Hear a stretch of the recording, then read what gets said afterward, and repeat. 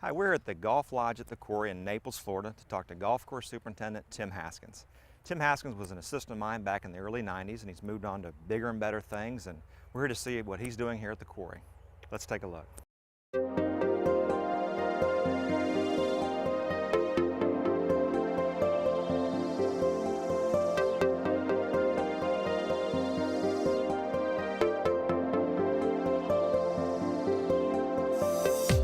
With the help of Herds & Fry Environmental Golf Design, a housing developer was to take an abandoned quarry in Naples, Florida, and turn it into a golfer's haven and a thriving wildlife sanctuary called the Golf Lodge at the Quarry.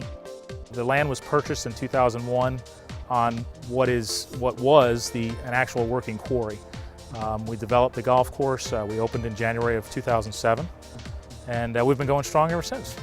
The crane is here as sort of a reminder of what was here. We never want to forget our past, so to speak, and this was an actual working quarry. So we've kind of kept with that theme and brought it here to show members and guests what it actually was and how we've taken something that was here, that was abandoned and kind of done with, and made something positive out of it.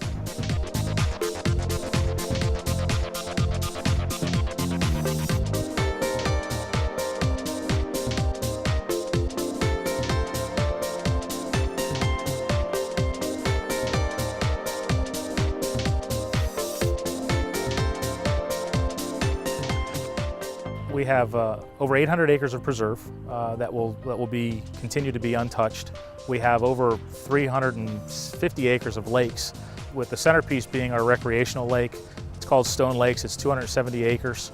As a superintendent, we strive to do things that are environmentally conscious, and we do that out here. This is just, to me, it's more of an affirmation of here's what we're doing, and it shows people what we're doing. It shows the community what we're doing. We're really not doing anything differently. We're kind of almost putting it on paper right now. To say that the Audubon is costing us money is really, to me, is not true. We're actually saving money in the long run. We're looking at different ways to do things that are more environmentally sensitive. To me, I think that's a benefit, not only morally but financially. We start looking at, maybe taking away some turf in non-play areas and putting in material that may not need as much maintenance. Their commitment to the environment started from the beginning when they selected just one turf variety for the entire course. We are wall-to-wall Seedorf paspalum. It was chosen for several reasons. It's in regards to the environmental aspect of it, with less fertility, less water, and that sort of thing. Obviously, if we can get to the point where with less fertility and less water, that's a great thing for the environment.